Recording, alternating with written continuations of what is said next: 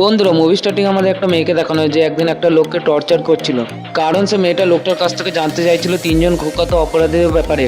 কিন্তু মেয়েটা এত টর্চার করা সত্ত্বেও সেই লোকটা কোনো মতে তার মুখ খুলতে রাজি ছিল না।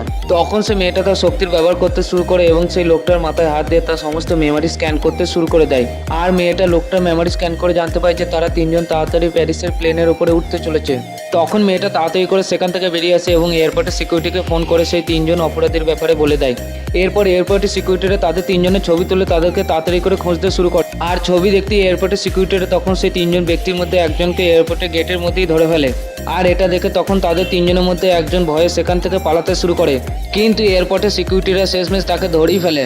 এবং এরপর আমাদের ওই মেয়েটাকে দেখানো হয় যে অন্য একটা প্লেনের উপরে উঠেছিল, কিন্তু মেয়েটা প্লেনের মধ্যে খাবার খেতে গিয়ে দেখে তার একটা দাঁত ভেঙে সেই গ্লাসের মধ্যে পড়ে আছে। আর দেখতে দেখতে মেয়েটার আরও কতগুলো দাঁত ভেঙে তার মুখ থেকে পড়ে যায়। এরপর মেয়েটা তাড়াতাড়ি দৌড়ে প্লেনের টয়লেটের মধ্যে চলে আসে, কিন্তু ততক্ষণ ওই মেয়েটার গোটা শরীরটা অদ্ভুতভাবে ক্ষয়তে শুরু করেছিল, কারণ সে তার শক্তির বেশি ব্যবহার করে ফেলেছিল।